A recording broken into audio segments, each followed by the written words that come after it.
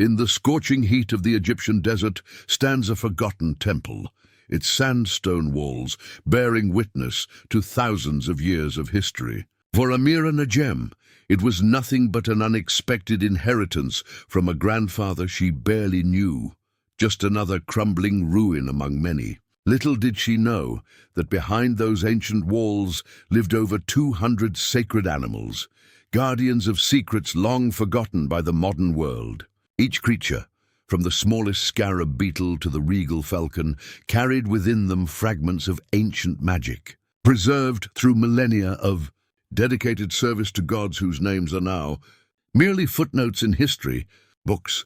The desert sun beat down mercilessly as Amira's rented jeep struggled through the last stretch of sand-covered road.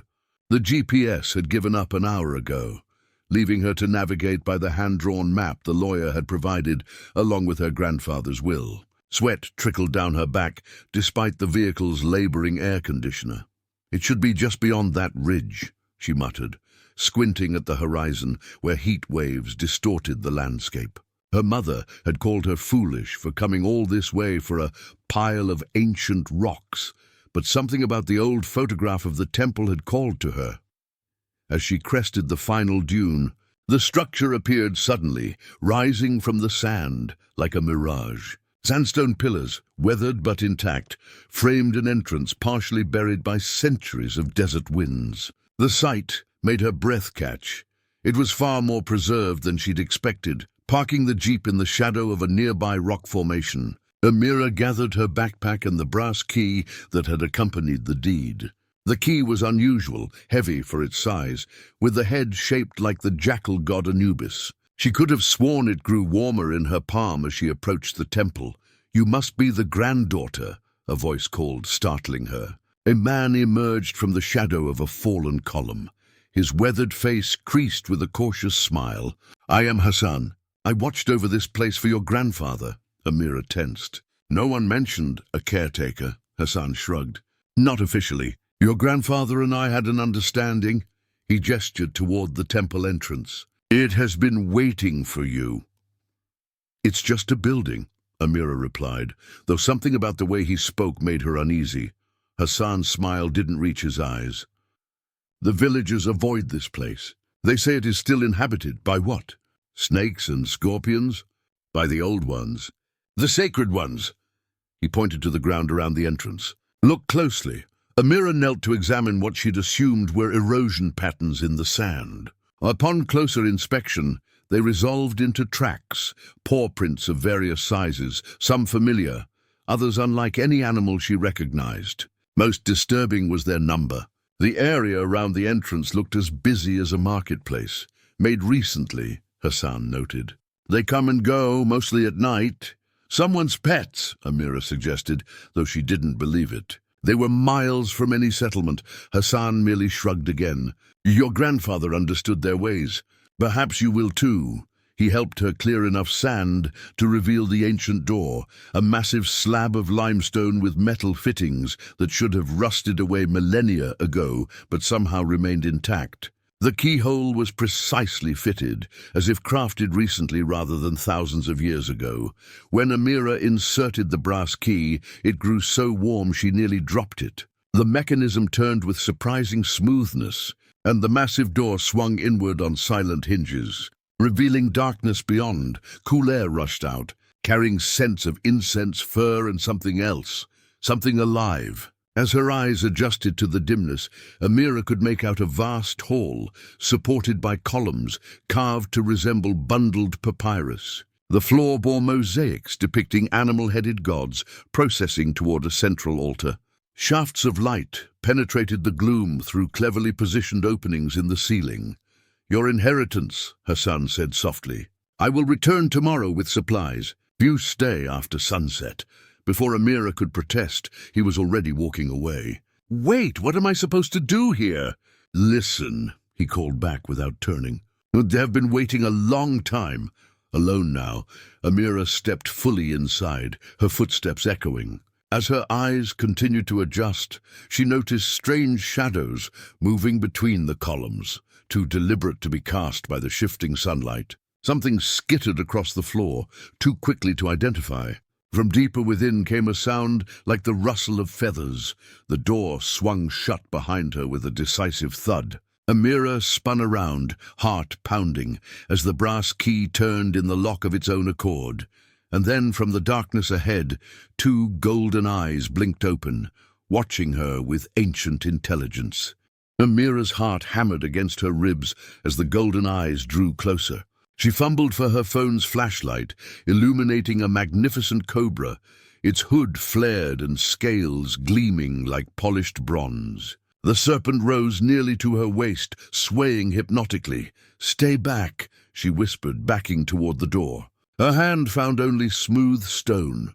The keyhole had vanished. A soft rustling sound drew her attention upward. Perched on a nearby column, a white ibis observed her with unnerving intensity, its curved beak reflecting the flashlight beam. Its feathers were pristine, almost luminous in the dim temple. "This isn't possible," Amira muttered. These weren't desert animals, especially not the ibis, which required wetlands. Yet here they were, thriving in an abandoned temple. As she edged sideways along the wall, a low, rumbling growl froze her in place. From behind a fallen column emerged a lion, its mane fuller and more majestic than any she'd seen in zoos or documentaries. Instead of attacking, it simply sat, blocking her path toward the temple's interior chambers. "I just want to leave," Amira said, feeling foolish for speaking to animals, yet unable to shake the sense they understood perfectly. A new sound, the tap of nails on stone, approached from the shadows. A large baboon emerged, walking upright with the dignified bearing of an elder statesman. Grey streaked its fur, and around its neck hung an amulet that caught the light. Most striking were its eyes, deep amber pools reflecting an intelligence far beyond animal instinct. The baboon approached unhurriedly, the other animals giving way. When it reached the center of the hall, it sat cross-legged before a low stone table Amira hadn't noticed before. With deliberate movements, it gestured for her to approach. Amira remained frozen until the lion gave a rumbling cough that somehow conveyed impatience. Swallowing her fear, she approached the table where the baboon waited. As she drew closer, she noticed the table held a golden bowl, inscribed with hieroglyphics around its rim. The baboon tapped the bowl 3 times, and to Amira's astonishment, it began to fill with clear water that seemed to materialize from nowhere. The baboon dipped a finger, stirring the water until images formed on its surface, moving pictures like a video display. She saw the temple as it once was, filled with priests tending to hundreds of animals. Each creature bore an amulet similar to the baboon's, marking them as sacred beings. The images shifted to show the priests departing one by one over time, until only a solitary figure remained, an elderly man whose features reminded Amira of family photographs. "Grandfather," she whispered. The baboon nodded solemnly, continuing the water vision. It showed her grandfather performing rituals, feeding the animals, reading from ancient scrolls by lamplight.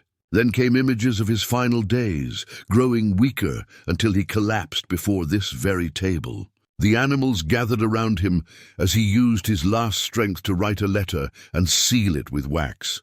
The vision faded, leaving only clear water. The baboon reached beneath the table and produced a sealed envelope, yellowed with age but intact. Amira recognized her name, written in Arabic script. With trembling fingers, she broke the seal and unfolded the letter. "My dearest Amira, if you are reading this, then you have accepted the inheritance, and the temple has deemed you worthy to enter. What you have found is not merely a building, but a sacred trust that has been in our family's keeping for generations. The animals are not ordinary creatures, but the last of Egypt's sacred guardians, preserved through ancient magic, for a purpose you will soon discover. They have been waiting for a new keeper since my passing. You have until sunrise to decide. Stay and learn your legacy, or leave and the temple will once again be sealed until the next of our bloodline is called. Trust the scribe." He has been keeper of knowledge since Thoth walked the earth. With love and faith, your grandfather. Amira Najem, Amira looked up from the letter to find dozens more animals had emerged from the shadows. Desert foxes, falcons, cats of various sizes, a pair of gazelles, scarab beetles that glittered like jewels, and creatures she couldn't name. All watched her with the same unnerving intelligence. The baboon, the scribe, according to her grandfather, offered a companionable grunt and gestured toward the inner chambers. Outside, the sun was setting, casting long shadows through the ceiling openings. Night was falling, and Amira realized she was committed until morning. Following the scribe deeper into the temple, she felt the eyes of 200 sacred animals following her every move. The scribe led Amira through a narrow passage, his baboon form moving with surprising grace. Torches along the walls ignited as they passed, not with natural flame, but with a steady golden glow that cast no smoke. The light revealed hieroglyphics covering every surface, interspersed with scenes of animal-headed gods performing mysterious rituals. "This is impossible," Amira whispered, her archaeological training at war with the evidence before her eyes. "These paintings look freshly made, not thousands of years old." The scribe made a chattering sound that somehow conveyed amusement. He reached into a pouch hanging at his side and withdrew a rolled papyrus, yellowed with age yet intact. When he unfurled it, Amira gasped. It was a map of the temple, far larger and more complex than she'd imagined, with dozens of chambers arranged in patterns resembling a sacred mandala. Most sections of the map remained blank, showing only outlines. As the scribe tapped a finger to a central chamber, that portion of the map filled with detailed illustrations, showing the entrance hall they'd just left. The map was alive, revealing itself gradually. "It shows only what I've seen," Amira asked. The scribe nodded, then pointed to different blank sections, pantomiming various animals. Each area, she realized, belonged to different guardian species. The temple was not just a building, but an ecosystem, a sanctuary divided into territories. They continued deeper, passing chambers dedicated to different animal groups. In one, falcons perched on elaborate roosts built into the walls, their keen eyes following her movements. Another room housed a small artificial oasis where ibisses and herons waded through crystal-clear water that seemed to flow from nowhere. The feline chamber impressed her most, a vast space, with elevated platforms and sunning spots where cats of all sizes lounged, from small domesticated cats to desert wildcats, and even a pair of cheetahs. They all coexisted in apparent harmony. At the center, on a dais of polished granite, the lion she'd met earlier reclined regally. "These animals should be fighting or hunting each other," Amira noted. "This defies everything I know about natural behavior." The scribe led her to a side chamber that clearly had been her grandfather's living quarters. Unlike the ancient sections, this room contained modern touches: a simple bed, bookshelves filled with journals, a desk with an old oil lamp. Personal photographs hung on one wall, including several of her as a child that she'd never seen before. "He knew me," she whispered, touching the images. "He watched me grow up from a distance." The scribe nodded solemnly, then gestured to the desk where dozens of leather-bound journals were stacked neatly. Amira opened the most recent one, recognizing her grandfather's handwriting from the letter. Day 10,947, the final entry began. "The western seal weakens further. The Anubis guardians grow restless. I fear my strength fails before my duty ends. The scribe believes she will come. Amira must be the one. The bloodline is strong in her. I've left the signs for her to follow. May Thoth guide her when I cannot." Amira looked up sharply. "What western seal? What duty?" The scribe's expression grew grave. He turned several pages back in the journal, pointing to a passage. "The western chamber remains our greatest responsibility. What sleeps must never wake." A shiver ran down Amira's spine. She flipped through earlier journals, finding repeated references to the western chamber, rituals to strengthen seals, and ominous notes about consequences of failure. "Show me," she demanded. The scribe shook his head firmly, then pointed to the living map. At the westernmost edge was a chamber drawn in red ink, surrounded by warning symbols. Unlike other blank areas, this one bore no indication it would ever be revealed to her. As they exited her grandfather's quarters, Amira noticed a corridor the scribe deliberately steered her away from. At its end stood a massive door of black stone, carved with symbols different from the hieroglyphics elsewhere. Even from a distance, the air around it seemed darker, heavier. Two jackal-headed statues, or were they statues, stood guard on either side, their obsidian eyes tracking her movement. And like the other guardians, these emanated not welcome but warning. The scribe tugged insistently at her hand, leading her away from the forbidden door and toward what appeared to be a central gathering chamber where animals of all kinds had assembled. Waiting expectantly for the new keeper to address them, the gathering chamber hummed with animal sounds, soft growls, chirps, and rustling feathers, creating an otherworldly symphony. Amira stood before them, keenly aware she was being evaluated. The scribe gestured for her to sit upon a stone chair that could only be described as a throne, positioned beneath a shaft of moonlight streaming through the ceiling. As she hesitantly took her seat, the baboon retrieved a massive stone tablet from an alcove and placed it before her. The tablet's surface shimmered, hieroglyphics rearranging themselves into patterns that corresponded with the movement of stars visible through the ceiling opening. A calendar? Amira guessed. The scribe nodded, pointing to various symbols that seemed to represent feeding times, ceremonies, and astronomical alignments. With graceful gestures, he demonstrated how the positions indicated daily responsibilities, rituals as numerous and complex as the animals themselves. The baboon tapped his chest, then pointed to various animals in sequence. Through elaborate pantomime, he conveyed that each species required specific care, particular foods, environmental conditions, and even social interactions. The falcons needed dawn flight time. The cats required midday sun rituals. The jackals performed dusk ceremonies that could not be witnessed by the serpents. There are hundreds of rules, Amira realized aloud. How am I supposed to remember them all? The scribe's amber eyes reflected sympathy but no compromise. He retrieved a ceremonial dagger from his pouch, and before Amira could protest, pricked her finger. A single drop of blood fell onto the calendar stone, which absorbed it instantly. The hieroglyphics glowed momentarily, then shifted to form patterns she suddenly inexplicably understood. Blood memory, she whispered, knowledge surfacing that she hadn't possessed moments before. The keeper's bloodline carries the understanding. Now the tablet made sense, not just a calendar, but a complex manual for maintaining the temple's delicate balance. Each guardian species played a role in preserving the temple's magic, their rituals interlocking like cosmic gears. Disrupting any part could have unpredictable consequences. The scribe indicated a section with red symbols, pantomiming dire consequences.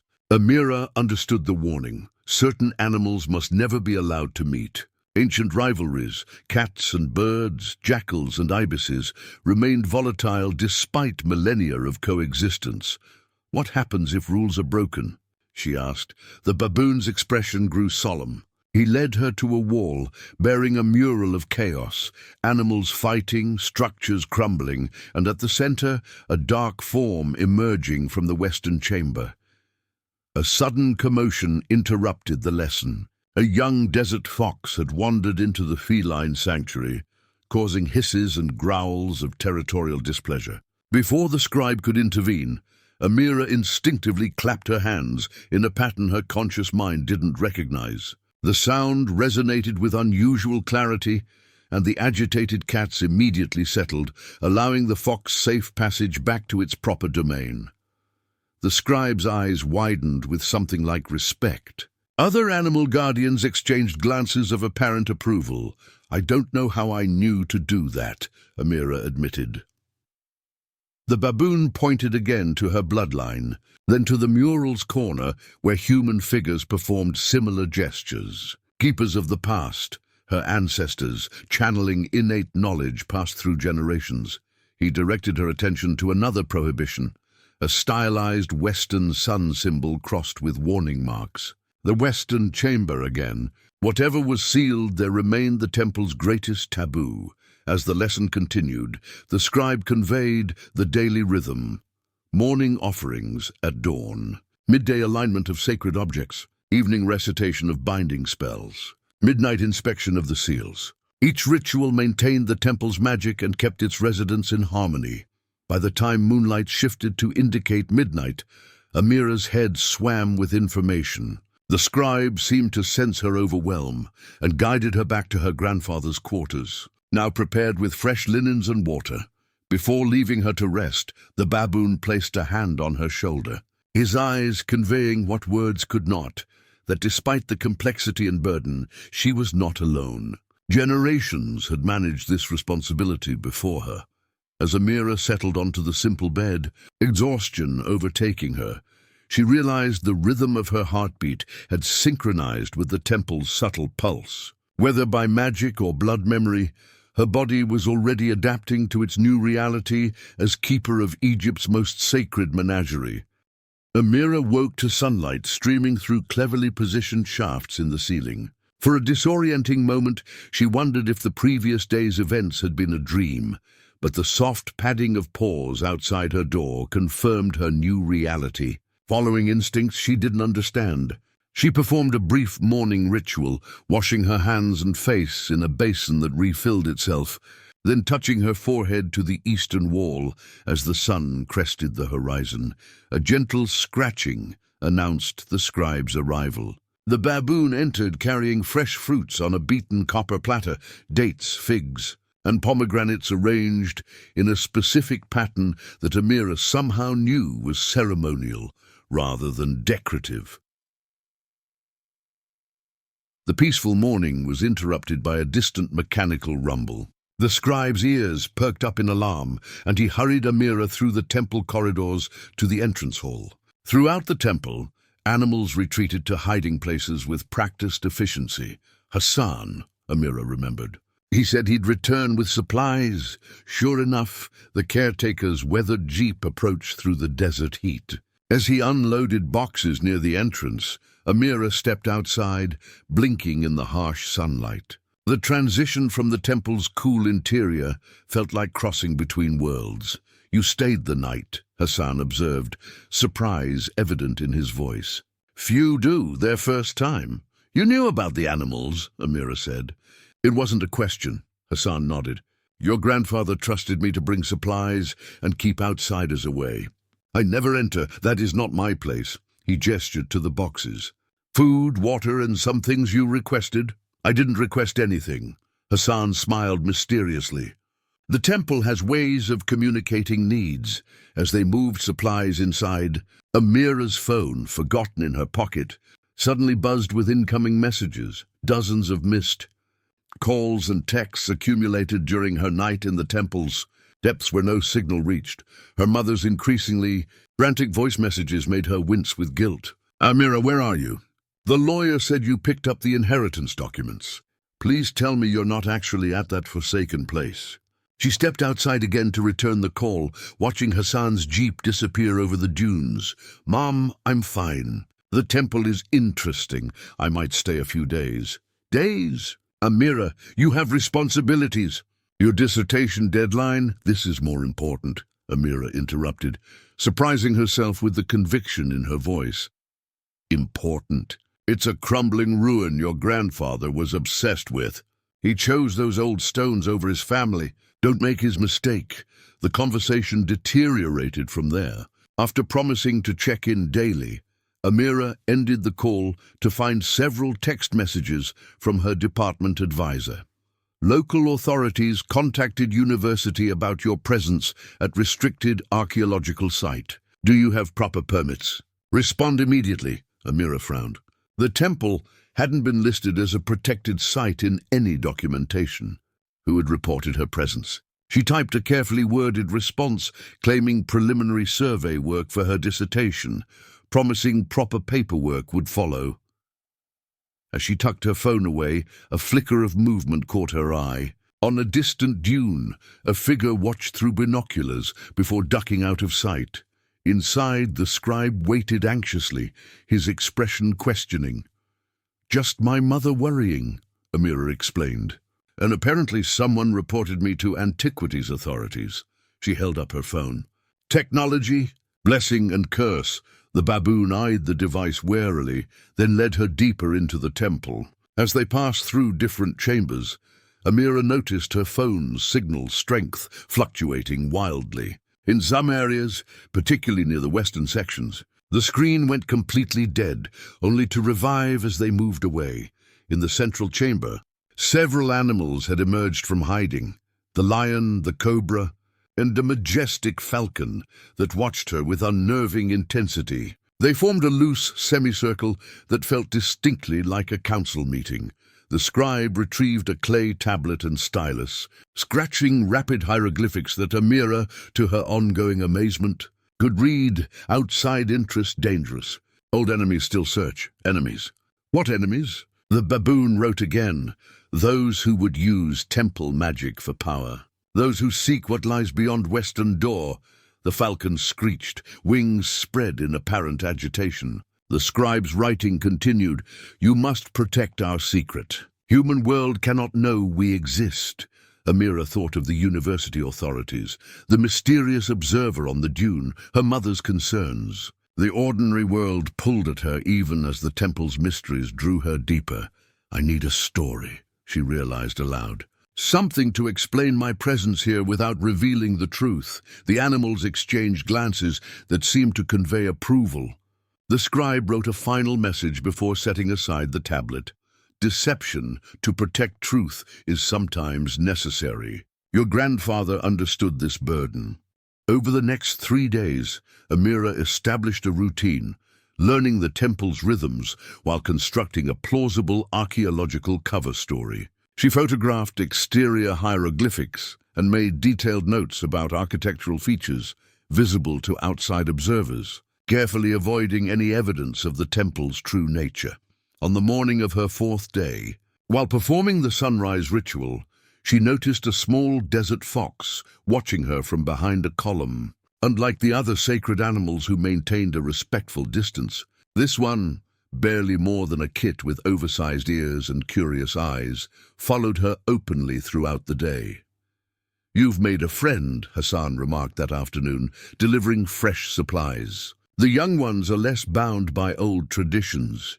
"You can see them?" Amira asked, surprised. "Only glimpses." "Your grandfather said that's how they choose, revealing themselves fully to keepers, partially to trusted allies, not at all to potential threats." He nodded toward the fox. "That one is newly awakened. Your arrival must have triggered its transformation from ordinary animal to guardian." The fox yipped, as if confirming Hassan's explanation, then scampered ahead as Amira returned inside. That evening, as Amira practiced hieroglyphic writing under the scribe's tutelage, the fox curled beside her, occasionally nudging her hand when she made errors. Unlike the other guardians, who communicated through the scribe's writing or elaborate pantomime, the fox seemed determined to establish direct connection.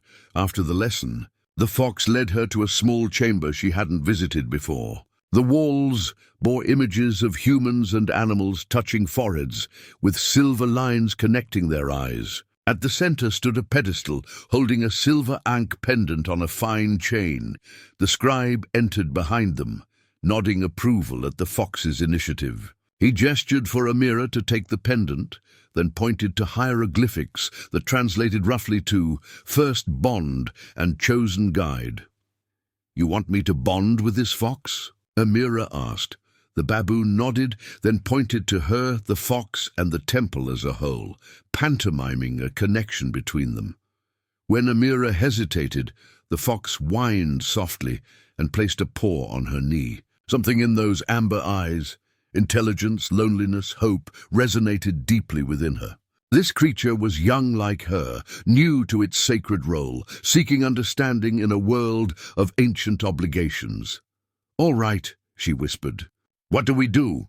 The scribe directed her to kneel before the fox and place the ankh between them. Following his gestured instructions, Amira touched her forehead to the fox's, the pendant sandwiched between them.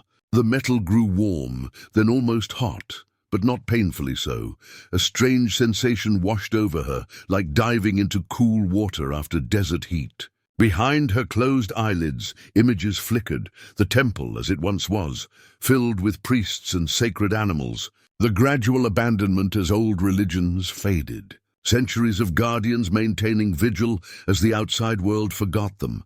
Then came newer memories, a fox kit born beneath desert stars. Its curiosity about the temple, watching Amira's grandfather from hiding, the loneliness after his passing, the spark of recognition when Amira first entered. "Can you hear me?" The question formed in Amira's mind, not as words exactly, but as a concept wrapped in emotion, hope, nervousness, excitement. Her eyes flew open. The fox stared back, ears perked forward. "I can hear you," she whispered aloud. "My name is Merituten," came the response. "It means beloved of Aten in the old tongue. Your grandfather called me Mary. You knew him?" "I watched him. I was too young for bonding then." The fox's mental voice carried a wistful tone. "He was kind but sad. He missed his family. He missed you." Tears welled in Amira's eyes. "Why did he stay away? Why choose this place over us?" "Not choice. Duty." Mary's thoughts conveyed complex emotions, respect, regret, urgency. The temple needed him. "What sleeps must not wake." "The western chamber again," Amira murmured. "What's in there, Mary?" "What was my grandfather protecting?" The fox's ears flattened. "All darkness, hungry darkness. It calls to those with weak minds, promising power. Many have tried to free it. Your family's blood keeps the seals strong." The scribe made a sharp gesture, clearly indicating this topic was forbidden. He pointed to the ankh, now glowing softly in the dim light. Then to Amira and Mary. He says first bonding is special. Mary translated, sacred, should not be overshadowed by dark thoughts.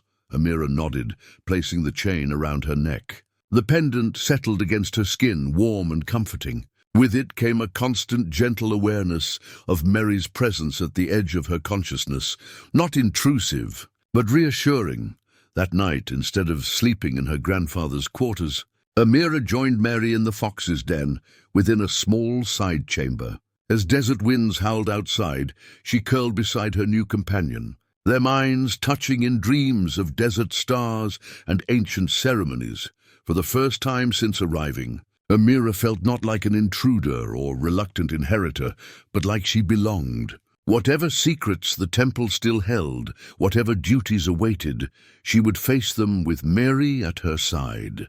The morning after her bonding with Mary, Amira was summoned to a chamber she hadn't yet entered.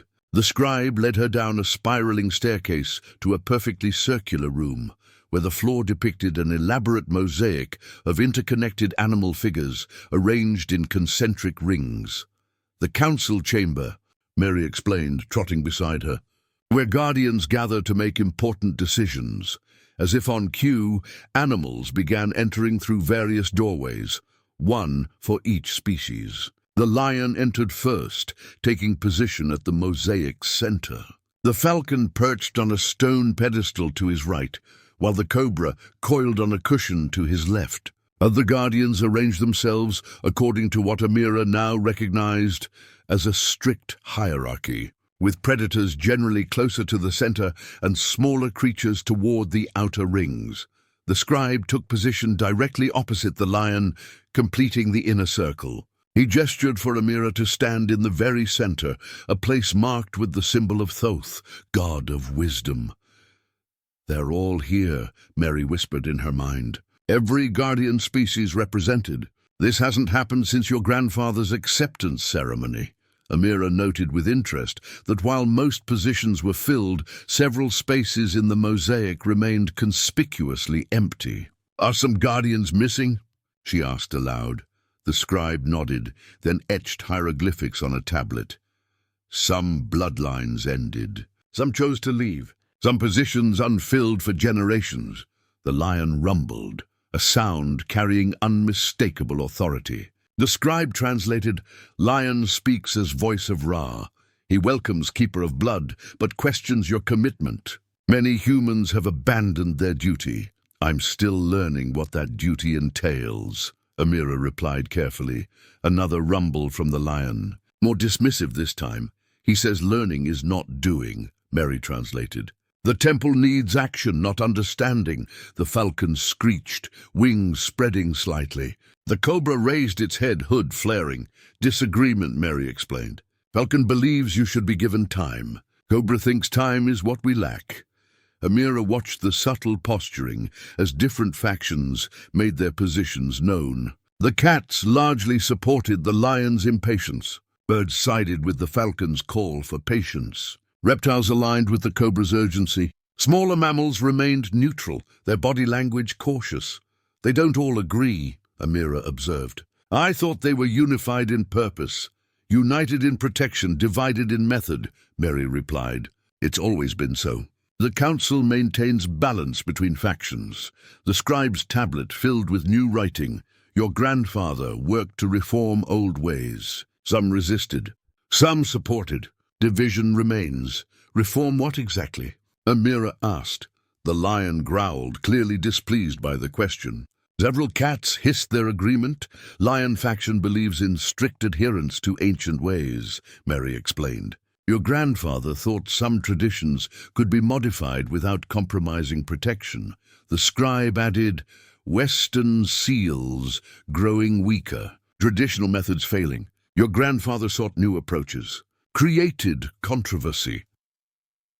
As the different animal factions continued their strange, silent debate, Amira studied the mosaic beneath her feet more carefully. The pattern wasn't merely decorative but functional, a map of relationships and responsibilities. Lines of gold inlay connected certain positions, while lines of silver separated others. Copper circles indicated ceremonial sites throughout the temple, while obsidian shards marked boundaries not to be crossed.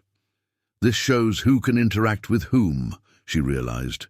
Who performs which rituals, who must remain separate. The scribe nodded approvingly. And these empty spaces, Amira continued, pointing to vacant positions. These represent guardians no longer present. She noted with interest that several missing guardians had held positions that would have connected otherwise separate factions. Without them, communication between groups is limited. The falcon called sharply, a sound of affirmation. You understand quickly, Mary said, mental voice tinged with pride. Your grandfather believed the missing mediators weakened our unity. He tried to create new connections. The lion rose suddenly, its massive form commanding immediate attention. With deliberate steps, it approached Amira, amber eyes locked with hers. Though instinct screamed danger, she held her ground as the great beast circled her. So close, its mane brushed her legs. After a tense moment, the lion returned to its position, offering what seemed like a reluctant nod of acceptance. The scribe wrote, Lion accepts your blood right, but reserves judgment on your worthiness. You may continue learning temple ways.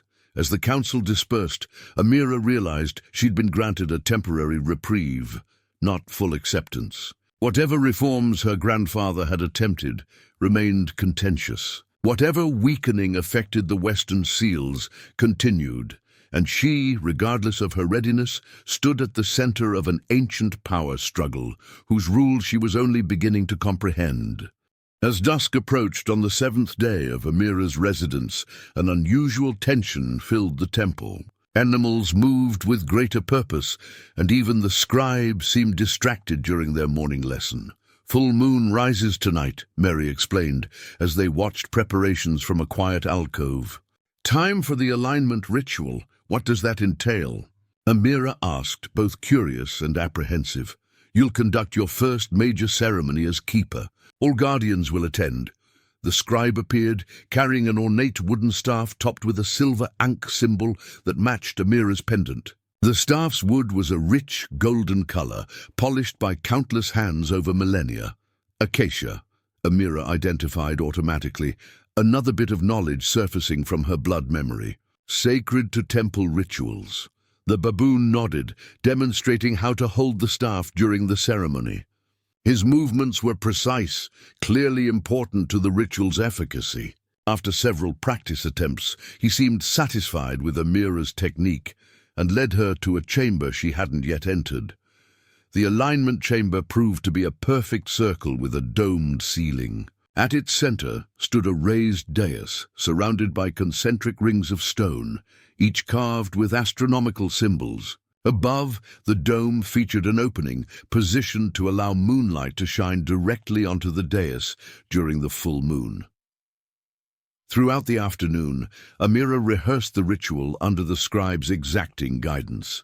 The staff movements followed the moon's path, channeling energy between guardians and temple. The incantations, sounds rather than words, resonated with specific frequencies that seemed to make the very stones vibrate in response.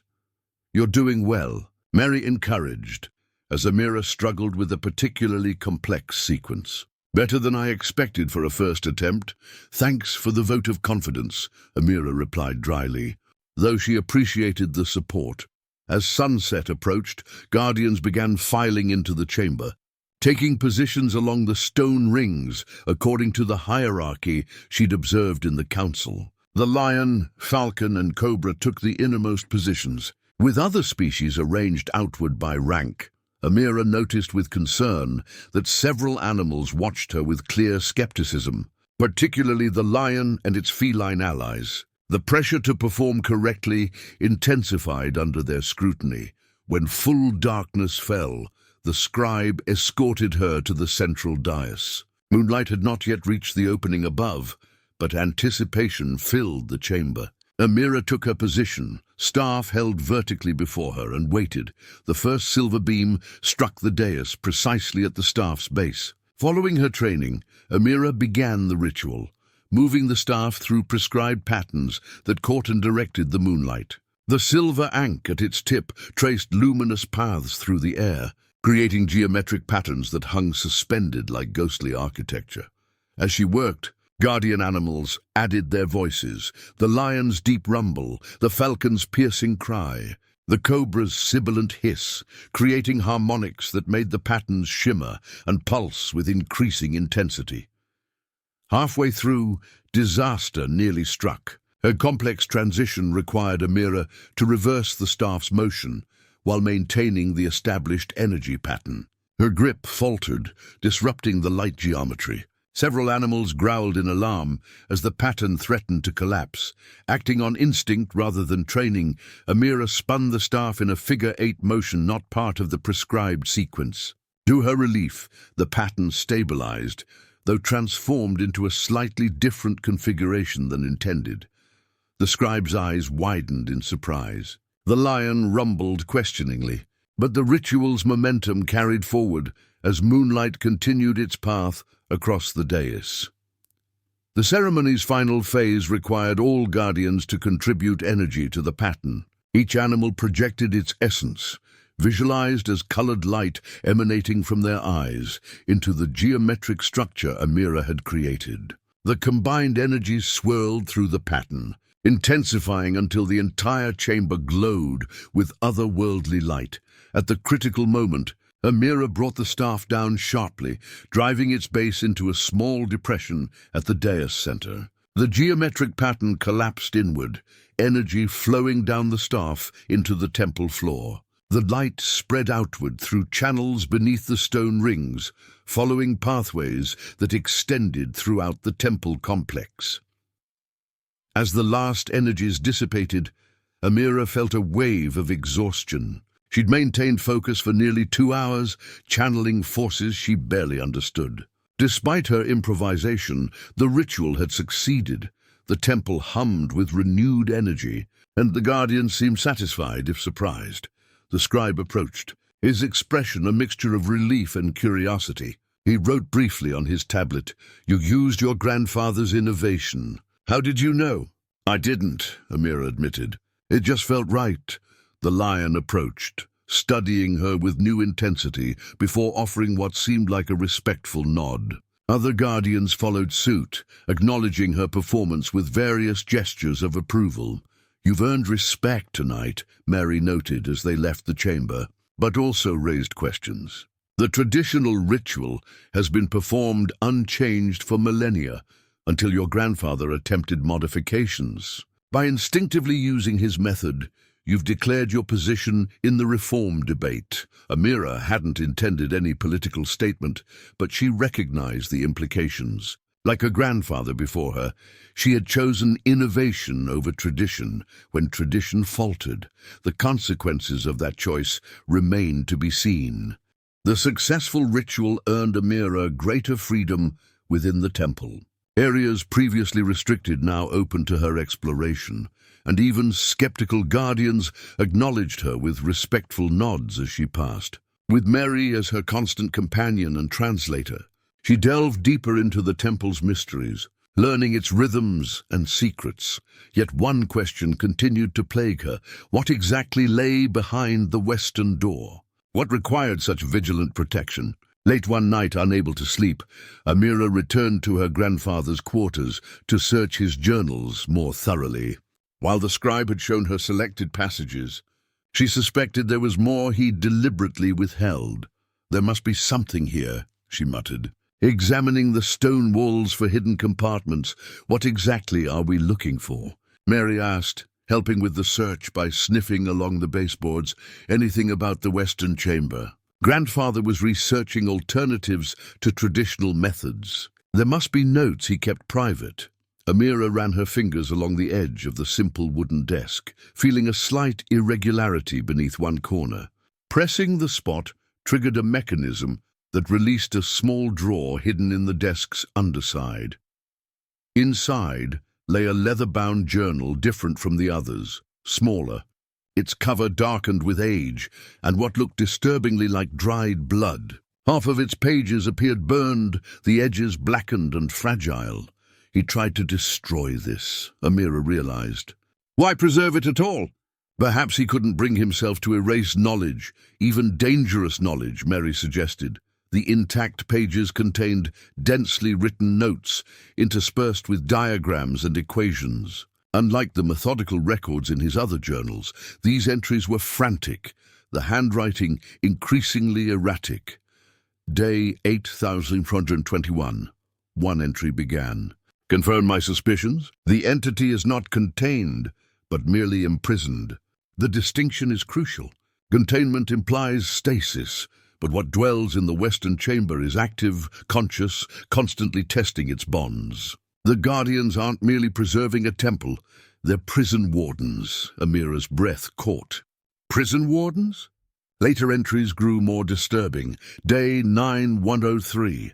The traditional sealing rituals are failing at an accelerating rate. The entity has adapted to their patterns over millennia, finding weaknesses in their predictability.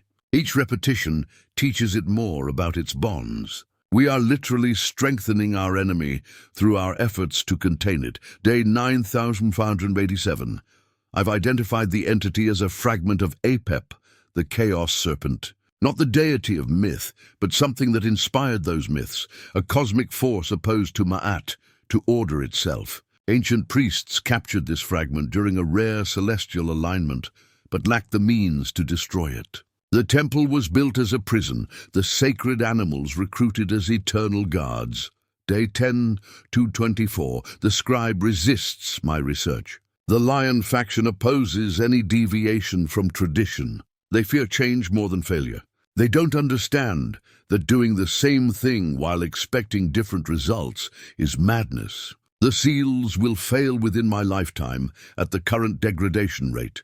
The final intact entry chilled Amira to her core. Day 10946. I've found an alternative method, but the price is steep. The chaos fragment feeds on life energy.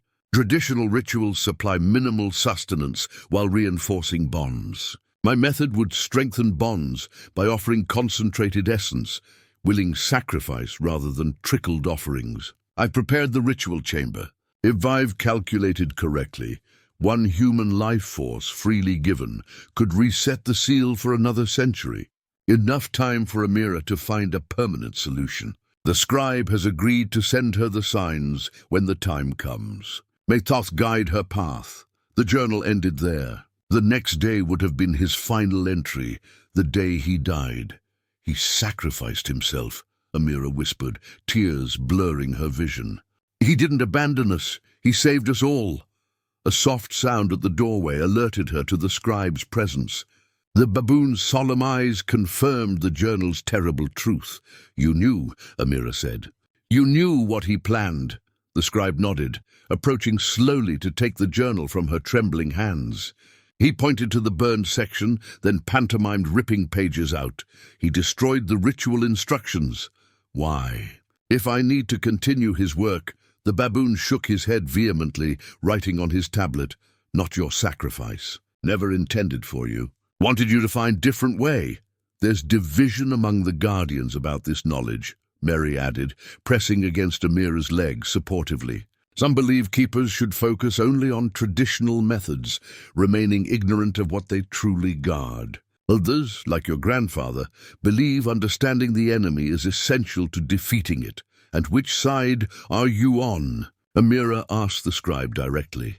The baboon considered before writing, "Knowledge dangerous but necessary. Half-truths more dangerous than full dark. You are blood of innovator. You must know to choose." He hesitated, then added, "But others must not know you know. Lion faction would see danger in your awareness, would question your judgment." Amira felt the weight of hidden knowledge settle upon her shoulders, the truth about the temple's purpose, about her grandfather's sacrifice, about the chaos entity straining against its bonds. Political divisions among the Guardians now made terrible sense, as did the urgency underlying their seemingly arcane rituals. "How much time do we have?" she asked. "Before the seals fail?" The scribe's expression grew grave as he wrote a single word: months. The revelation about her grandfather's sacrifice and the temple's true purpose kept Amira awake through the night. By dawn, she had reached a decision. She would honor his legacy by finding a permanent solution, one that didn't require another sacrifice. As morning light filtered through the temple's ingenious light shafts, Hassan arrived earlier than usual, his weathered face tight with concern. "We have visitors," he announced without preamble. "An archaeological team has set up camp beyond the eastern dunes. They have permits."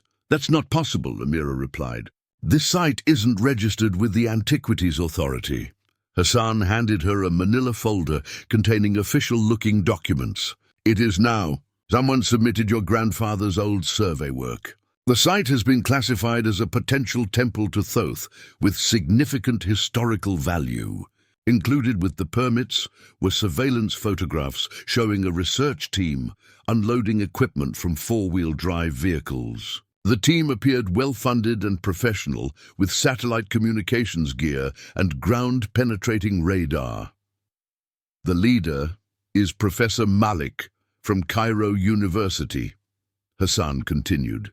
"He claims specialization in New Kingdom temple complexes. But I know this man by reputation. He searches for power, not knowledge." Amira studied the professor's image, a distinguished-looking man in his 60s with silver hair and the confident bearing of someone accustomed to authority. Something about his eyes triggered a vague recognition, though she was certain they'd never met. "How much time before they reach us?" "Days, perhaps less. They await final equipment delivery." Hassan hesitated. "There's more." "I must confess something." The man's normally steady gaze dropped. "When your grandfather died before you arrived, a man contacted me. He offered substantial payment for information about temple activities. I refused, but he was persistent. He claimed academic interest only." "Malik," Amira guessed. Hassan nodded. "I reported your arrival. I believed it harmless, just confirming the inheritance transfer. I see now I was used to track the temple's status." Their conversation was interrupted by agitated animal sounds echoing through the corridors. Following the commotion, they found guardians gathered in the entrance hall, their behavior unusually disturbed. The scribe stood at the center, tablet covered with urgent hieroglyphics. "They sense intruders," Hassan translated, reading the symbols Amira still struggled with. "The temple's outer perimeter has been breached." Through her bond with Mary, Amira felt the fox's anxiety. "They've sent drones," the fox explained. "Flying eyes in the sky." The falcon guardians spotted them approaching. On the scribe's tablet, a map of the temple grounds showed multiple incursion points where modern technology had crossed ancient magical boundaries. The Guardians were responding by retreating deeper into the temple, activating protective camouflage that had kept them hidden for millennia. "They're moving faster than expected," Hassan said grimly.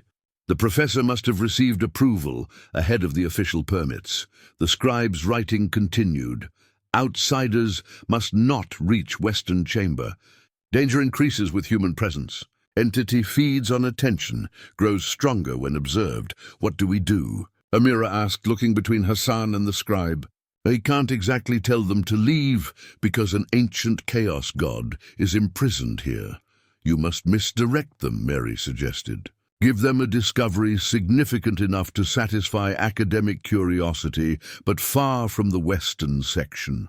The scribe nodded agreement, adding, "Create false focus. Eastern crypts contain minor artifacts. Acceptable losses to protect greater secret," Hassan frowned. "Professor Malik will not be easily fooled. He has searched for this temple specifically for decades. Your grandfather mentioned him in his journals, a former colleague who became obsessed with certain forbidden texts." This revelation sent a chill through Amira. "He knows what's here." "About the entity?" "Perhaps not specifically," Hassan qualified. "But he seeks ancient power sources. Temple legends speak of immense energy. He may interpret myths about Apep's fragment as metaphors for tangible power."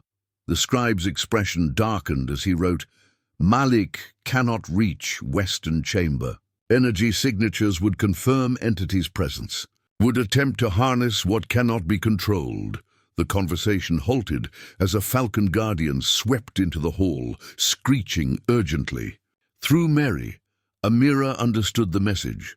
The professor himself had separated from the main team, moving swiftly and directly toward the temple with minimal equipment and a single assistant. "He's coming now," she translated for Hassan. Ahead of his team, the scribe's tablet filled with rapid instructions.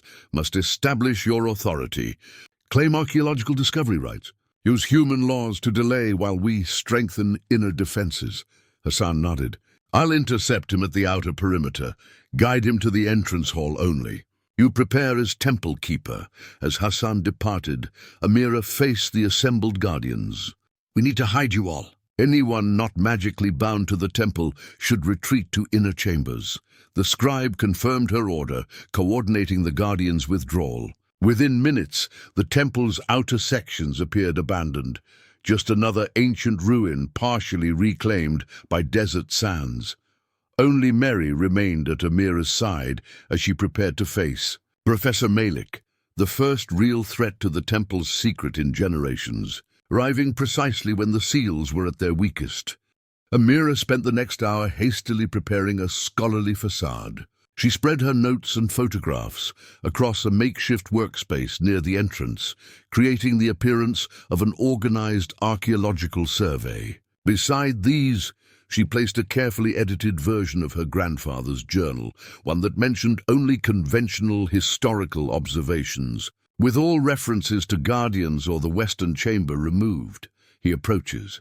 Mary warned, the fox's consciousness detecting movement beyond the temple entrance. Hassan guides two humans. The older male radiates hunger. The entrance doors swung open, admitting Hassan, followed by two figures. Professor Malik matched his photograph, silver-haired and distinguished in practical yet expensive field attire. His companion, a younger man with sharp features and a military bearing, carried scientific equipment and surveyed the entrance hall with calculated precision. "Dr. Najem, I presume." Malik stepped forward, extending his hand. His accent revealed an education at Western institutions despite his Egyptian heritage. "Professor Adrian Malik, Cairo University Department of Antiquities. Your reputation precedes you." "My reputation?" Amira questioned, accepting the handshake while maintaining a professional distance. "Your dissertation on symbolic animal representations in New Kingdom temples was quite impressive. When I learned Amira Najem's granddaughter had inherited his research site, I hoped our paths would cross." His smile appeared genuine, though it didn't reach his eyes. "What a fortunate coincidence that my own research has led me here." "Hardly coincidence," Amira replied coolly. You tracked my arrival and expedited permits based on my grandfather's work. I'm curious why you didn't simply contact me directly. Malik's smile flickered momentarily. Academic competition can be intense. This temple may represent the missing link in my life's research. He gestured to his companion. My assistant, Dr. Carter, geophysics and imaging specialist. Carter nodded curtly, already setting up scanning equipment near a column. I'd appreciate consultation before any scanning begins, Amira interjected. As primary inheritor of this site, I maintain first publication rights under Egyptian antiquities law. This clearly wasn't the reception Malik had anticipated. He recovered quickly, adopting a conciliatory tone. Of course, Dr. Najem, forgive our enthusiasm. Perhaps you could share your findings thus far. A collaborative approach would benefit both our research programs. Amira guided them to her workspace, presenting a carefully curated narrative. The temple appeared dedicated to Thoth, with significant astronomical alignments and unusual animal iconography. She theorized it served as an astronomical observatory and scribal training center, pointing to ceiling apertures and wall inscriptions as evidence. Fascinating indeed, Malik commented, examining her notes. However, certain regional legends suggest this particular temple served a more specialized purpose. What legends would those be? Amira asked innocently. Local tales speak of a place where that which cannot die was bound by those who speak without voices. Rather poetic, wouldn't you say? His gaze sharpened. Your grandfather collected such stories extensively. Folklore often contains kernels of historical truth, Amira acknowledged neutrally. I've focused on architectural evidence rather than mythology. Carter interrupted their verbal sparring. Professor, these readings are consistent with the patterns we identified at the Abydos site, particularly in the western section. Malik's attention instantly shifted. Western section? You've mapped the interior layout?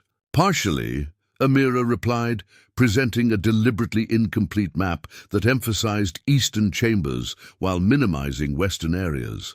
The western wing suffered collapse centuries ago. It's largely inaccessible and structurally unsound, yet still worth investigation, perhaps, Malik suggested. Ground-penetrating radar might reveal chambers beneath the debris. Hassan, who had remained silent, finally spoke. The western section is dangerous. Last season, a support column failed. Nearly crushed 2 workers. We'll take appropriate precautions, Carter responded dismissively. Malik returned to examining Amira's notes, pausing at a photograph of hieroglyphics near the entrance. Interesting. This glyph sequence references guardians of the threshold, usually associated with Anubis cult practices. A common motif in temples of this period, Amira deflected. Similar inscriptions appear at Karnak and Luxor. Not quite like these, Malik countered, his finger tracing symbols with practiced familiarity. This particular arrangement suggests actual guardians, not symbolic ones. Your grandfather documented similar inscriptions at sites where unusual animal remains were discovered. The conversation was veering dangerously close to forbidden knowledge. Amira needed to redirect his interest. You knew my grandfather, she asked, changing tactics. Something flickered across Malik's features, an old emotion quickly suppressed. We were colleagues, briefly. Brilliant man, but increasingly unorthodox in his methods. His obsession with this temple consumed him. Yet you share that interest, Amira noted.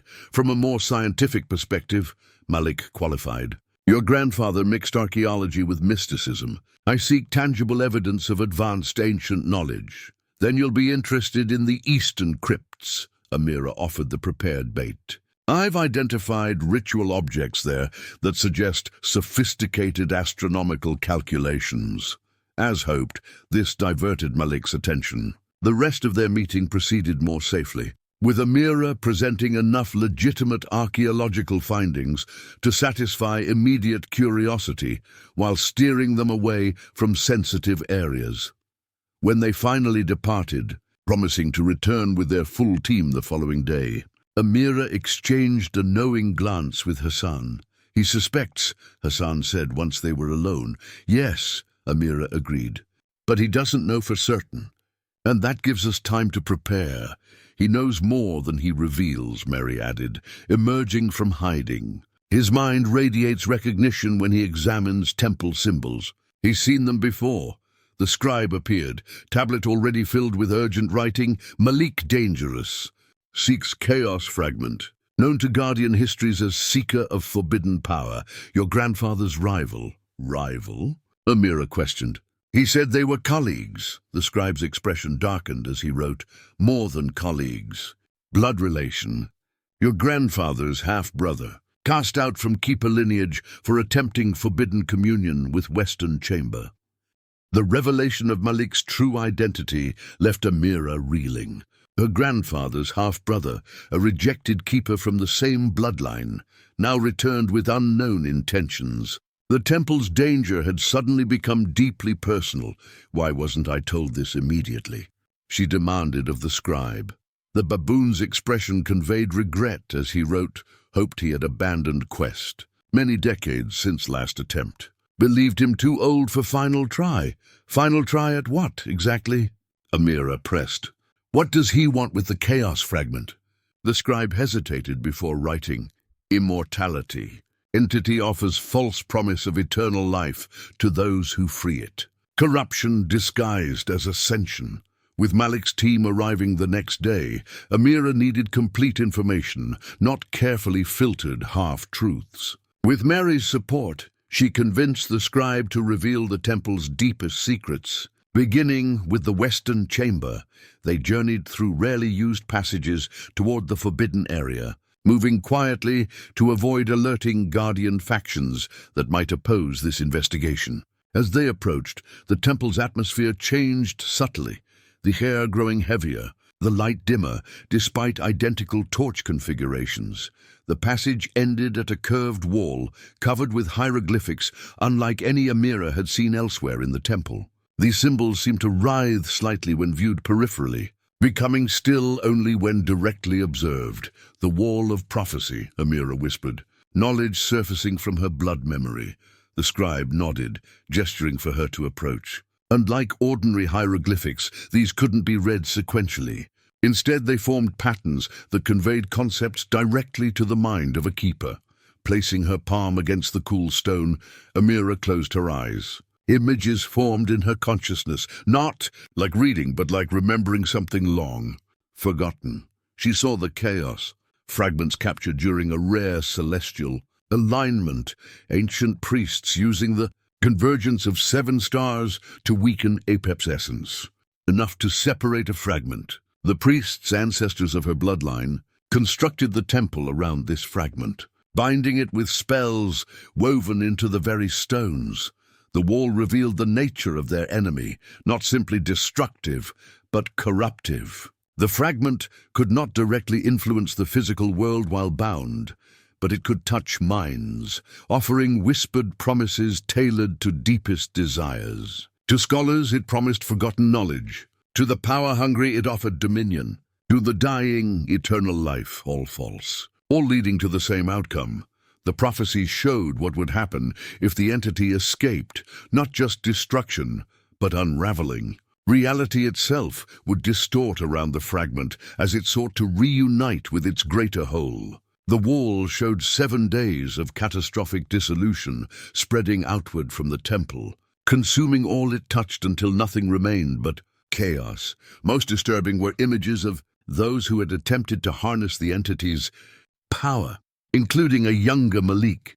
Each had believed themselves exceptional, capable of controlling what they released. Each had been absorbed, their life essence strengthening the fragment while their consciousness experienced eternal torment.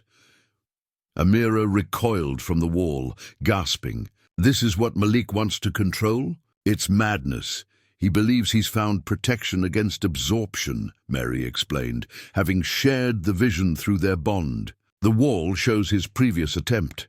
He used artifacts that temporarily resisted the entity's pull. The scribe wrote, seeks keeper blood protection. Your bloodline partially immune to immediate corruption. Can withstand proximity longer. My keepers chosen as guardians. So he needs me, Amira realized. Or rather, my blood. He needs willing participation, Hassan added grimly.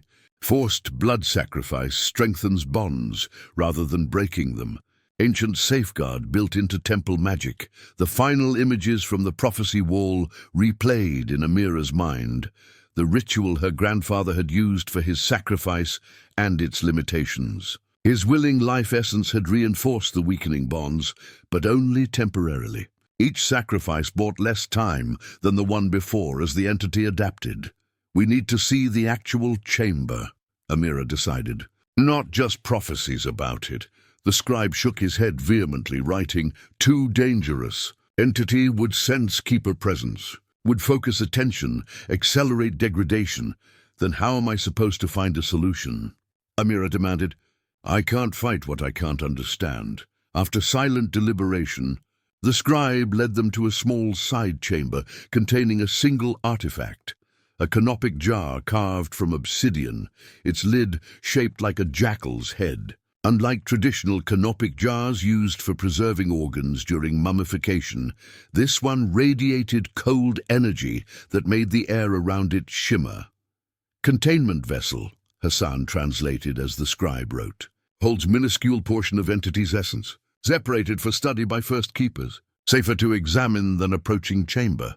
Amira approached cautiously, feeling revulsion and fascination in equal measure. The jar seemed to absorb light rather than reflect it, its surface reminiscent of a starless void.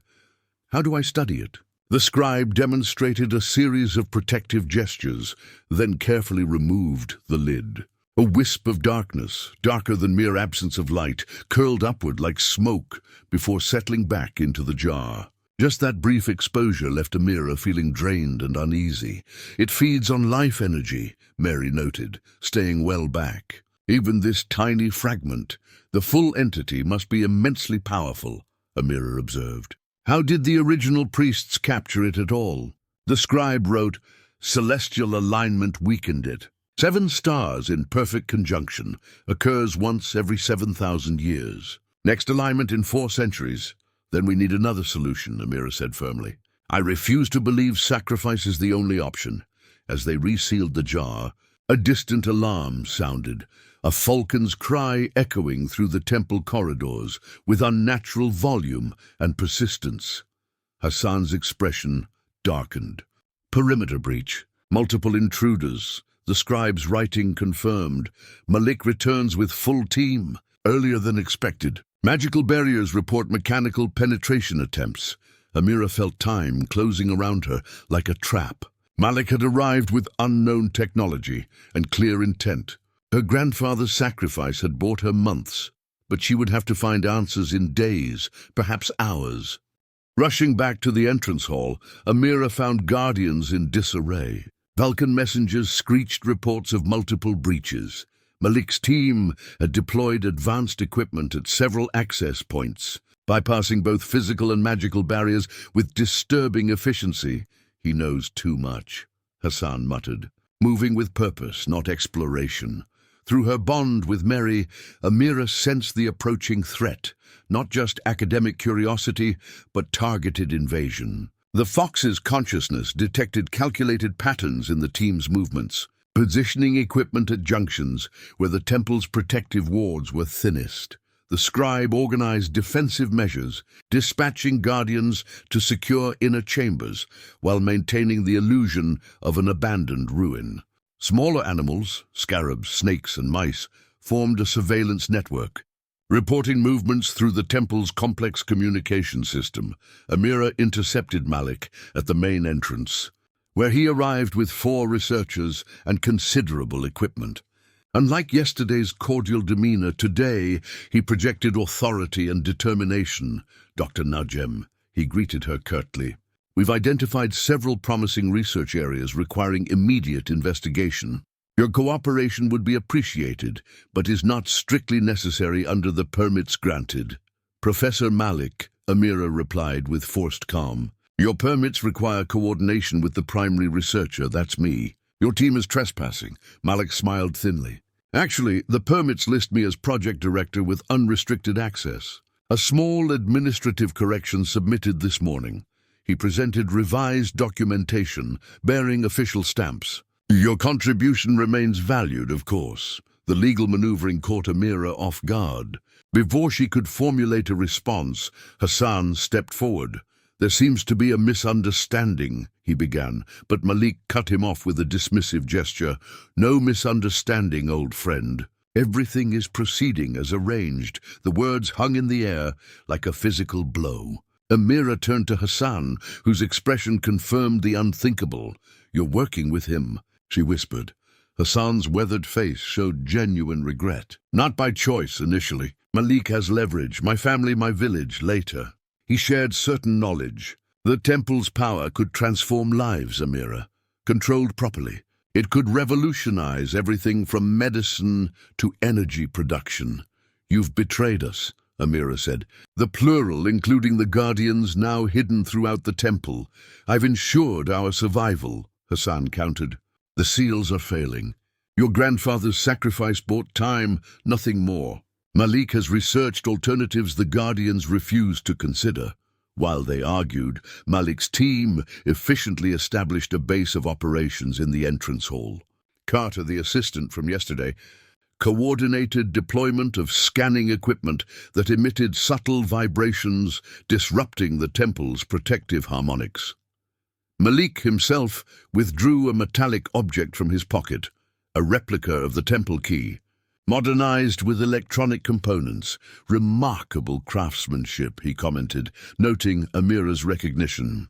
Created from your grandfather's detailed drawings. He documented everything, even as he denied me access. Whatever you're planning won't work, Amira warned. The chaos fragment can't be controlled. Malik's expression hardened. So you know the truth. Excellent. That eliminates the need for pretense. He gestured to armed guards who had positioned themselves at key exits. The fragment is indeed beyond control, by ordinary means. But Keeper Blood offers unique properties. Your grandfather understood this, but lacked vision. He saw only threat where I see transcendence. You're insane, Amira stated flatly. The prophecy wall shows exactly what happens to those who attempt communion with the fragment. The prophecy wall shows what happens to the unprepared, Malik corrected. I've spent decades developing protection against absorption. The final component is Keeper Blood freely given or taken, though that's less efficient. As they spoke, alarm calls echoed through hidden passages, guardian animals reporting multiple intrusion points throughout the temple complex. Malik's team moved with precision that suggested detailed foreknowledge of the layout. How did you map the temple? Amira demanded. These chambers aren't in any published record, Hassan answered reluctantly. Your grandfather's original journals. Malik recovered them years ago, complete volumes, not the edited versions you received. Betrayal upon betrayal. Amira's mind raced, calculating options. Direct confrontation was impossible against armed opponents. The guardians remained hidden, their existence still secret, but intervention would expose them to capture or worse. We must retreat to Inner Sanctum, Mary urged through their bond. Lion faction has secured path through hidden corridors. Guardians will delay intruders without revealing themselves. With a subtle nod to the scribe, who watched from shadows near a column, Amira made her decision. The western chamber is structurally unstable, she told Malik, playing for time. Your equipment could trigger collapse. A risk I'm prepared to take, Malik replied. Carter, begin western section scanning. Full spectrum analysis. As Carter's team moved toward the western corridors, Amira caught Hassan's eye. Despite his betrayal, uncertainty clouded his features. You know what's at stake, she said quietly. Whatever Malik promised, the reality is worse. Something in her words reached him. With minimal movement, Hassan shifted position, accidentally on purpose disrupting calibration of critical scanning equipment. The distraction provided the opening Amira needed. Backing toward a seemingly solid wall, she pressed a hidden panel. A concealed door slid open behind her, and she slipped through before Malik could react. Find her! She heard him shout as the passage sealed. She cannot interfere with the alignment. And bring me that fox if you see it. The bond will be useful leverage.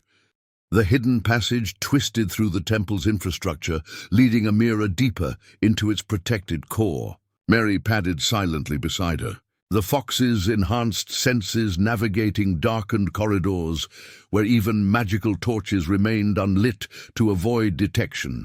The lion faction has established a defensive perimeter around the inner sanctum, Mary reported. Falcon scouts report Malik's team spreading through the temple methodically. They have devices that detect energy signatures. They'll find the main guardian chambers eventually, Amira realized. We need to activate the temple's internal defenses. The passage opened into a circular chamber where several guardians had gathered: the lion, the cobra, the falcon, and the scribe. Their expressions conveyed grim determination. The scribe wrote quickly, "Malik breaches critical sections. Equipment disrupts protective harmonics. Entity grows more active with each disturbance. What defenses do we have?" Amira asked.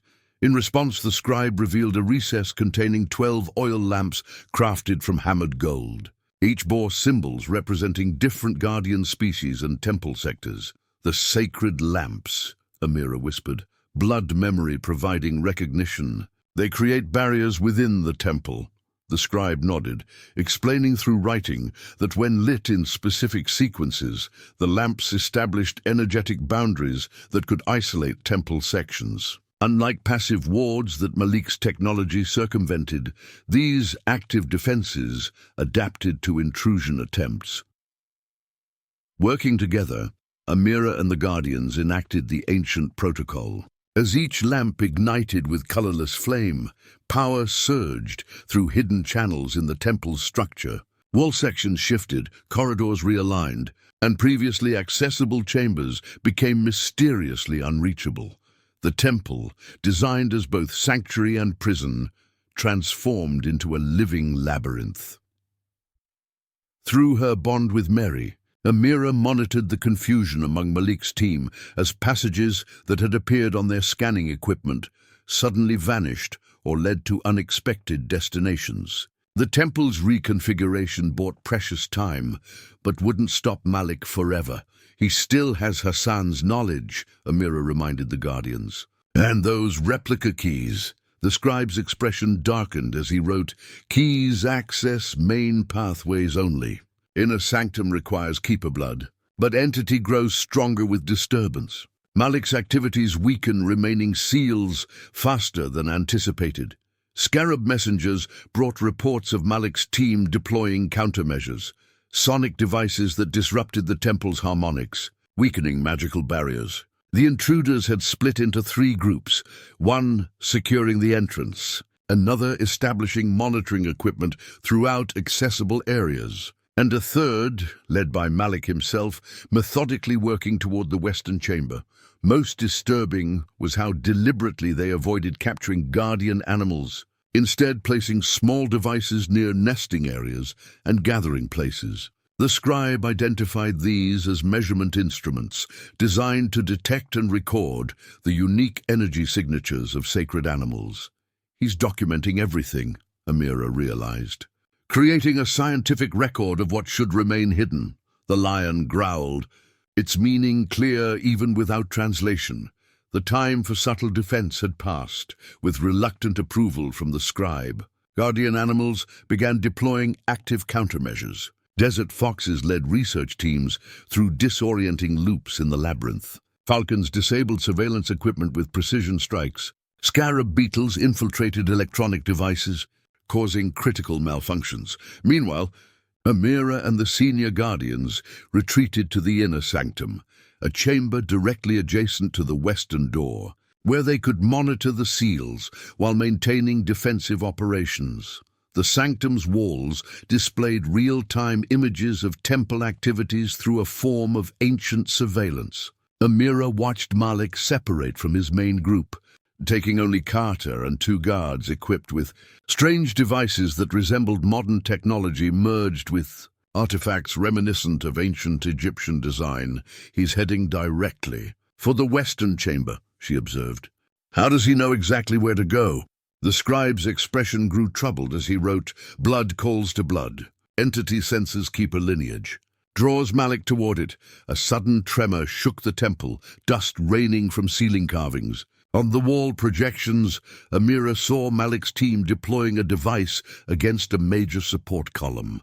Vibrations at specific frequencies were systematically dismantling magical reinforcement that had preserved the temple for millennia. The lion roared in alarm as cracks appeared in the sanctum ceiling. Throughout the temple, guardian animals reported similar damage, not just physical but metaphysical. As ancient spells unraveled under calculated assault, most concerning was the western chamber's condition. The great door, visible through a monitoring portal, showed hairline fractures spreading across its obsidian surface. Dark energy seeped through these imperfections like black mist, dissipating into the surrounding air. "The seal is failing," Amira stated the obvious. "Months have become hours," the scribe wrote urgently. "Traditional renewal ritual, our only option, requires life energy freely given." The implication hung heavy in the chamber. Someone would need to sacrifice themselves, as her grandfather had done, buying time but not solving the fundamental problem. Before Amira could respond, Hassan's voice came through a speaking tube connected to the entrance hall, an ancient communication system Malik hadn't discovered. "Amira, listen carefully," the caretaker spoke rapidly. "Malik has found references to the renewal ritual in your grandfather's journals. He plans to adapt it, using your blood to weaken the seal rather than strengthen it. They're coming for you now." With Malik's team closing in, Amira made a decision that horrified the Guardians. Instead of strengthening defenses around the inner sanctum, she would confront Malik directly at the western chamber. Only by understanding his plan could she formulate a counter-strategy. "This is too dangerous," Mary protested as they navigated hidden passages toward the western section. "The entity will sense two keeper bloodlines and focus its attention." "Exactly," Amira replied. "Better to control the confrontation than be captured and used, according to Malik's plan." They emerged in a shadowed alcove near the western door, arriving moments before Malik and his team. From hiding, Amira observed their equipment, a disturbing hybrid of modern technology and ancient artifacts. Carter monitored a device resembling a Geiger counter, its readings clearly indicating energy spikes near the sealed door. Malik himself carried a small obsidian chest inlaid with gold hieroglyphics that Amira recognized as containment symbols. Whatever he planned involved capturing rather than destroying the chaos fragment. "Energy signatures confirm the texts," Carter reported, adjusting his instruments. "Dimensional anomaly behind this barrier, exactly as your brother's journals described." "Half-brother," Malik corrected sharply. "Fakir embraced the Keeper bloodline. I transcended it." He placed his palm against the western door, his expression reflecting both revulsion and fascination. "Can you feel it, Carter? Ancient power, raw and unfiltered by modern constraints. The source of all myths about divine energy." Carter remained focused on his instruments. "Readings suggest instability. The containment field won't hold against direct extraction. That's why we need the girl," Malik replied. "Keeper blood provides the bridge, voluntarily offered or forcibly taken." Amira had heard enough. Stepping from concealment, she confronted them directly. "What exactly are you planning, Uncle?" Malik turned, unsurprised by her appearance. "Amira, I wondered when blood connection would draw you here." His tone was almost conversational, as though they discussed academic theories rather than catastrophic forces. "You've bonded with a guardian, I see." "Fox symbolism always suited our family. Clever, adaptable." "Answer my question," Amira demanded. "What do you want with the chaos fragment?" "Want? Such a limited concept." Malik gestured for his guards to secure the perimeter while Carter continued adjusting equipment. "The fragment isn't merely a power source. It's consciousness from beyond conventional reality. The ancient priests captured it out of fear, but I recognize its true nature. It's a doorway, Amira, a bridge to transcendence. It's a prison inmate," Amira countered, "one that corrupts everything it touches." Malik smiled indulgently. "That's the keeper indoctrination speaking. Your grandfather believed the same until his final years. Then he began to question, to investigate alternatives. His journals document the transition from fearful guardian to scientific explorer, until he sacrificed himself to strengthen the very seals you're trying to break. Amira pointed out, something like genuine regret flickered across Malik's features. A tragic miscalculation. Bakir recognized the fragment's potential, but feared its full expression. He sought control rather than communion. He approached Amira, lowering his voice confidentially. The entity is not what the ancients believed. It's not chaos incarnate. It's reality unfiltered by human perception. Raw creation, not destruction.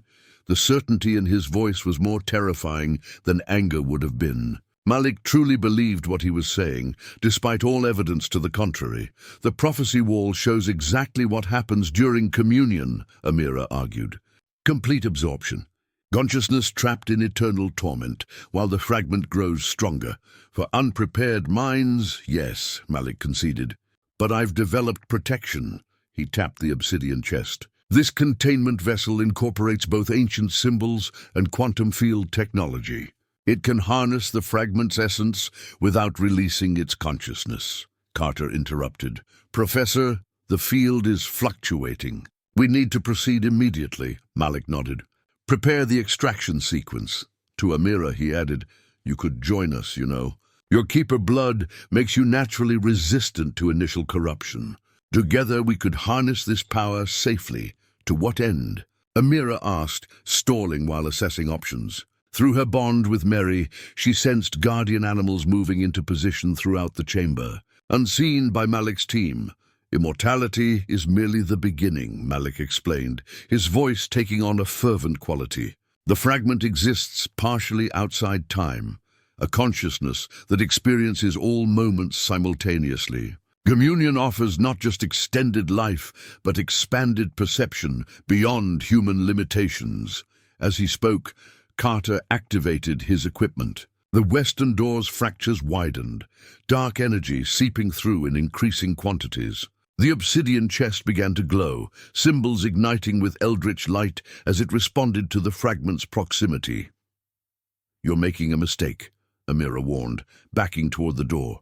The fragment isn't godhood in a box. It's the psychological equivalent of a predator that specifically evolved to hunt human consciousness. It promises exactly what the seeker most desires, then consumes them completely. Your grandfather made remarkable discoveries before his misguided sacrifice, Malik continued, ignoring her warning. He identified the fragment's composition, not physical matter, but concentrated information, a form of consciousness so dense it affects physical reality. With the right interface, we can access this information without risking absorption. The ground trembled as the extraction process intensified. Cracks spread from the western door throughout the chamber as ancient spells unraveled under technological assault. Containment field ready, Carter announced, triumph evident in his voice. Beginning extraction sequence, Amira felt the air grow heavy with potential disaster. The moment of choice had arrived, retreat and allow Malik's experiment to proceed, potentially releasing catastrophe, or take direct action with no guarantee of success.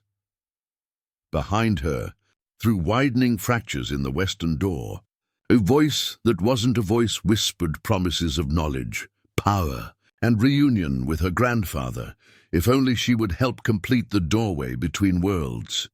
The whispers intensified, offering visions of power and knowledge if Amira would simply step aside. It took all her willpower to recognize these thoughts as external influence rather than her own desires. The entity had found the fractures in her mental defenses, her curiosity about the past, her grief for her grandfather, her ambition to make a meaningful discovery. Don't listen, Mary warned, pressing against her leg. It shapes itself to your deepest wants. With effort, Amira refocused on immediate reality. Carter's extraction equipment had created a stable connection between the obsidian chest and the western door. Dark energy flowed through this connection in controlled bursts, causing the symbols on the chest to pulse with unnatural light. Malik watched the process with reverent attention, seemingly oblivious to the increasing instability around them. Small objects throughout the chamber, pebbles, dust, fragments of ancient pottery, began to float, defying gravity as reality distorted near the transfer point. "Carter, initiate final sequence," Malik ordered. "Prepare the bonding element." The assistant retrieved a ceremonial dagger from their equipment, ancient design with modern modifications. Its obsidian blade gleamed with the same dark energy now flowing through the chamber. "Your blood or mine," Malik explained to Amira, noting her recognition of the instrument. "Keeper blood completes the circuit, allowing controlled extraction rather than catastrophic release." "You can't seriously believe this will work," Amira protested, though the methodical precision of their preparations suggested extensive testing and development. "I've dedicated decades to this moment," Malik replied. "Your grandfather's sacrifice bought time, but also provided invaluable data on blood entity interaction. His journals documented the entire process. His essence temporarily merged with the fragment before being consumed. With proper technology, we can maintain that merger indefinitely without consumption." While they spoke, guardian animals had positioned themselves strategically throughout the chamber, invisible to Malik's team but clear to Amira through her bond with Mary. The scribe coordinated their movements, preparing countermeasures against the extraction attempt. A sudden surge of dark energy interrupted their conversation. The western door's fractures expanded dramatically, obsidian surface crumbling in sections to reveal glimpses of what lay beyond. Not a physical chamber, but a swirling void where concepts of space seemed meaningless. "Containment field destabilizing," Carter reported urgently. "Extraction rate exceeding calculations." Malik's expression hardened. "We proceed now. Willing participation would be ideal, Amira, but not essential." He nodded to his guards, who moved to restrain her. Before they could reach her, guardian animals sprang from hiding, the lion confronting guards directly, while smaller creatures disabled equipment through precisely targeted attacks. In the chaos that followed, Amira grabbed the ceremonial dagger from Carter's workstation and retreated toward the western door. Blood memory provided information she hadn't consciously possessed. Recognition of the dagger as a dual-purpose tool, capable of both breaking and reinforcing seals depending on how it was employed. The chamber had become a battlefield. Guardian animals engaged Malik's team, while the scribe attempted to disrupt the extraction equipment. Carter worked frantically to maintain the connection between the obsidian chest and the western door, even as the chest began to crack under pressure from the energies it was collecting. Amira felt a moment of clarity amidst the chaos. Her grandfather's journals, his sacrifice, the blood memory passed through generations, all had prepared her for this moment of decision. The entity couldn't be destroyed directly, but its prison could be reinforced through willing sacrifice. But sacrifice didn't necessarily mean death. "Guardians, to me," she called, raising the dagger. Animals disengaged from combat, forming a protective circle around her as she knelt before the western door. The scribe arrived at her side, eyes wide with alarm as he recognized her intent. Not the traditional ritual, Amira assured him. Something different. Something my grandfather discovered but didn't live to attempt. Blood memory guided her movements as she began inscribing new symbols around the door's perimeter, combining ancient patterns with modifications, reflecting her understanding of the entity's nature. Each mark glowed briefly before sinking into the stone, reinforcing the boundary between worlds. Malik fought through the guardian animals, reaching the edge of their protective circle. "Stop! You don't understand what you're sacrificing." "I understand perfectly," Amira replied without pausing her work.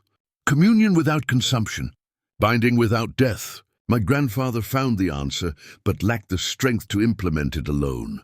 She looked to the assembled guardians, lion and falcon, cobra and ibis, scores of sacred animals whose combined essence had maintained the seals for millennia through fractional contributions. "Not one life force, but many," she explained. "Freely given, not in death but in partnership." a network of consciousness, creating a barrier the entity cannot breach. One by one, guardian animals stepped forward, contributing essence to the developing pattern. Each gave a small portion of their life force, strengthening the new seal without endangering their existence. Through Mary, Amira felt their willing participation, relief at finding an alternative to traditional sacrifice. When the pattern was complete, Amira raised the dagger and made a small cut across her palm.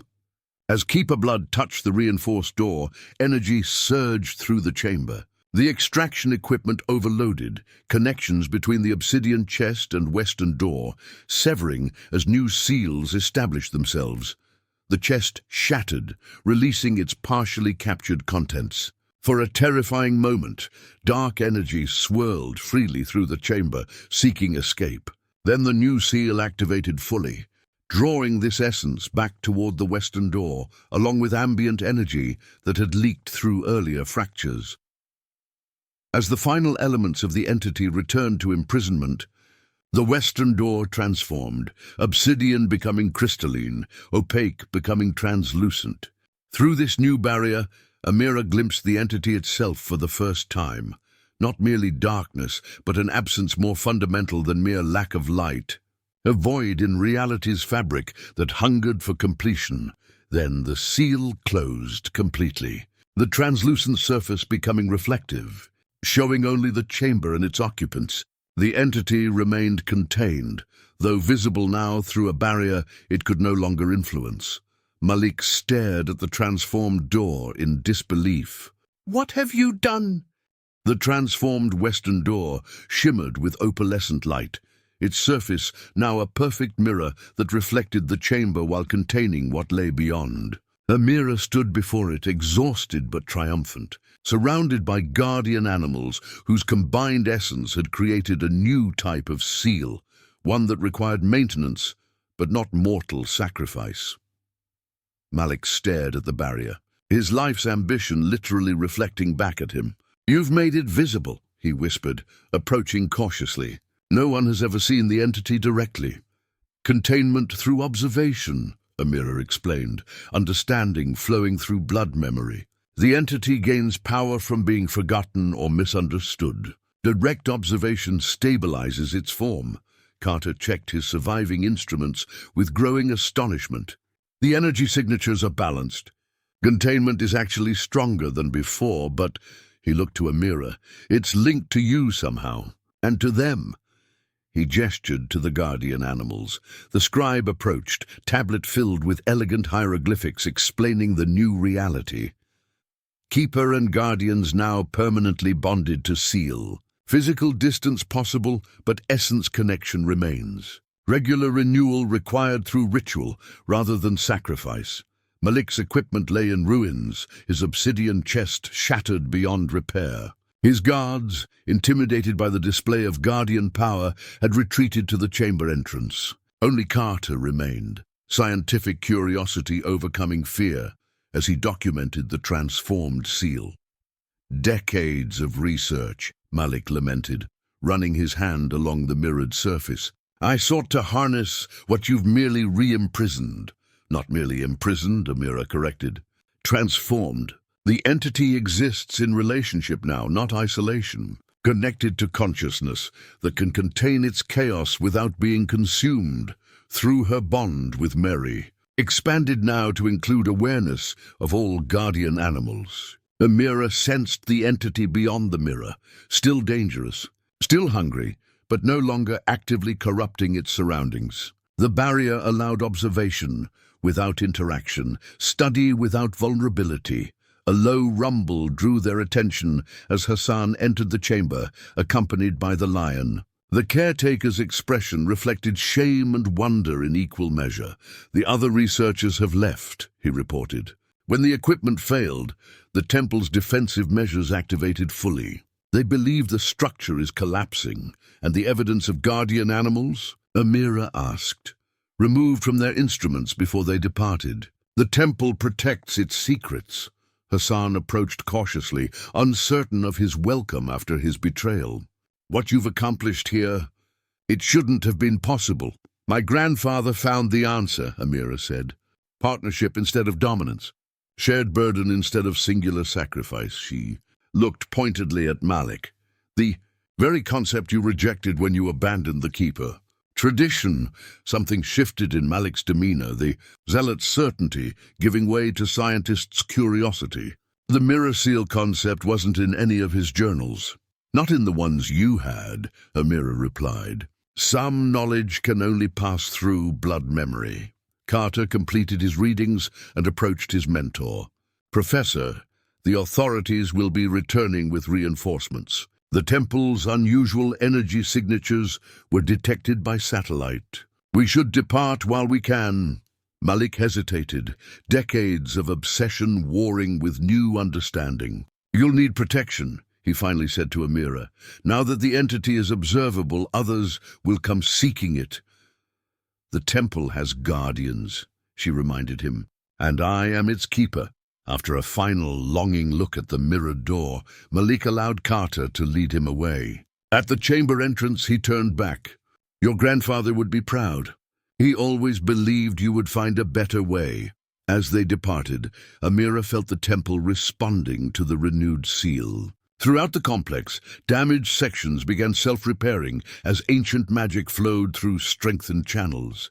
Guardian animals returned to their domains, their connection to Amira and the seal maintaining harmony without requiring constant proximity.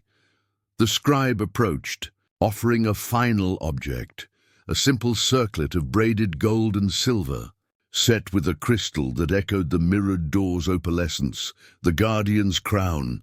Amira whispered, recognition flowing through blood memory. As she placed it upon her head, the circlet reshaped itself, becoming lighter yet somehow more substantial. Through it, her connection to the temple and its guardians intensified, becoming a constant awareness rather than directed communication. Hassan watched the transformation with awe. What happens now? Life continues, Amira replied simply. The temple remains hidden, the entity contained, but differently than before. In the days that followed, Amira established a new rhythm. The temple, no longer merely a prison, became a true sanctuary. Guardian animals moved more freely between domains, old rivalries softened by their shared connection through the seal.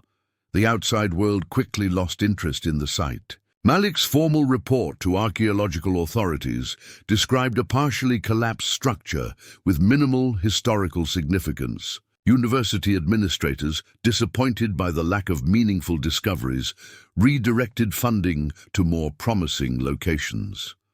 Only Hassan remained as bridge between worlds, bringing supplies and occasional news. Amira maintained contact with her mother through carefully worded messages, explaining her decision to continue her grandfather's research indefinitely.